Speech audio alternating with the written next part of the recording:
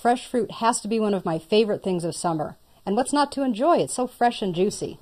And I have to ponder if maybe that's what Sage was thinking when they named their accounting solution Peachtree.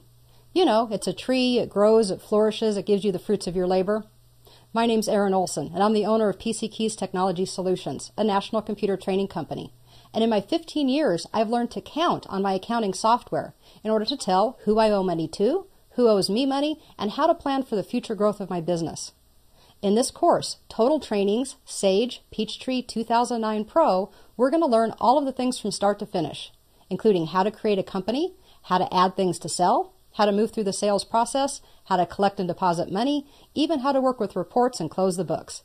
So if you're ready to enjoy the fruits of your labors using Peachtree accounting software, then come along for the ride. It's going to be a fun and delicious one. Peachtree is an accounting software solution that can assist you in tracking your finances. Well, okay, you probably already knew that, but more importantly, in doing so, Peachtree enables you to remember important financial deadlines, track monies owed by you and to you, as well as analyze your company in order to fully understand your financial health and best plan for the organization's future. So why do we use accounting software? Well, I've given you a few different reasons here, but basically, bookkeeping and accounting have been around for generations. Up until the mid-1990s, many businesses, especially small businesses and sole proprietorships, used paper-based methods for their accounting. Well, if it worked so well for so long, then why are we changing? Well, accounting software enables businesses to execute, manage, track, and report on their transactions in order to conform to standards and enhance their organization's potential. Now, everybody knows that accounting is useless unless it is accurate, so probably the number one reason to use this kind of software is for accuracy. Software assists us in accuracy in many ways, by providing methods for using data without re-entering it each time, as well as safety features prohibiting entering of items not recognized. For example, you can't sell something that you don't have in inventory. Along the same lines, bookkeeping becomes more streamlined when items can be recalled instead of re-entering time and time again. Furthermore, because the program does the math, the likelihood of simple mathematical errors is virtually eliminated. Believe it or not, math errors are the most common errors found in financial and tax reports. When it comes to end-of-period or end-of-year processes, the efficiency is sometimes unfathomable because the software can complete these processes literally in seconds or minutes instead of days or weeks.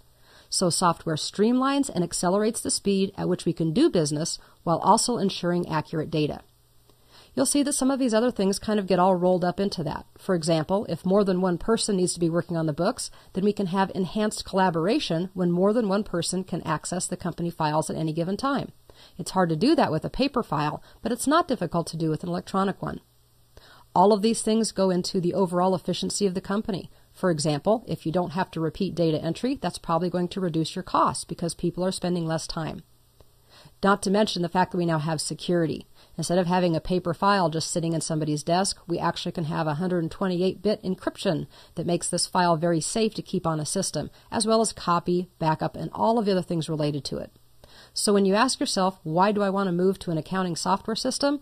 I think once you start to think about it, the answers are pretty obvious. What may not be quite as obvious is that Peachtree 2009 comes in several different versions. We have the Pro or Professional, Complete, Premium, and Quantum. Pro allows only one user at a time, while the other versions allow for multiple simultaneous users. Complete and Premium, in fact, allow up to 5, and Quantum allows up to a whopping 40, because Quantum is really designed for an enterprise where you have multiple locations, offices, and facilities. The important core functionality of accounts payable, bill payment, purchase orders, writing of checks, accounts receivable, quotes, invoices, and reporting, to name a few, are available across all of the products. In versions like Premium and Quantum, you do receive a little bit of extra. For example, you get more standard reports than you do in just the Pro version.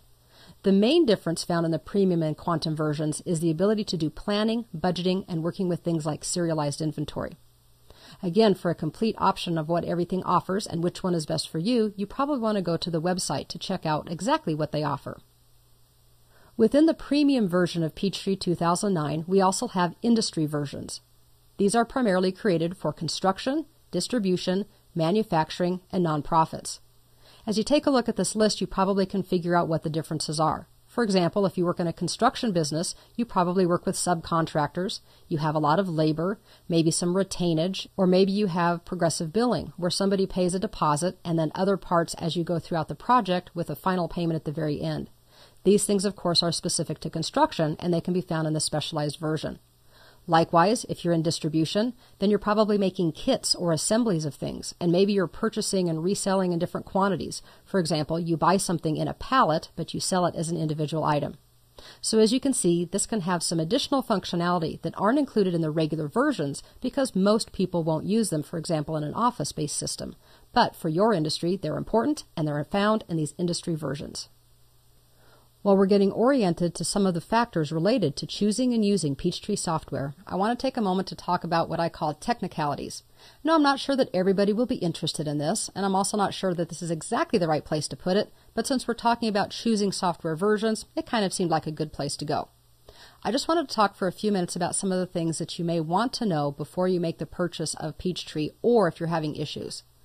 First of all, Peachtree's database is called the Pervasive Database, and it works in the background to store and manage your data. The problem is that Pervasive can actually be mistaken for a virus. So if you have things like firewalls and those types of pieces of software in place, it might try to block it and you run into some issues. If it's mistaken for one of those threats, you should have your IT, or you if you know how to do so, make some firewall adjustments and go ahead and make sure that Pervasive can be accessed by Peachtree without bringing up these threats all of the time. It usually isn't too big of a deal. For example, on Vista, it will simply ask you, do you want to allow it, and you can say yes. So don't panic if you see that. Now you know what Pervasive actually is. Next is that Peachtree 2009 is compatible with Windows operating systems, including Windows Vista. And that's always a good thing. So I wanted to mention that Peachtree 2009 will not provide support for users on the Windows 7 platform. Now that does not mean that it's not going to be compatible. What it means is, at the moment, the makers of Peachtree are saying that they're not necessarily going to support those issues on Windows 7. By the time you view this course, they may have changed that. So of course, go to your technical support site or talk to your IT people if you're having some issues and you're on a Windows 7 platform.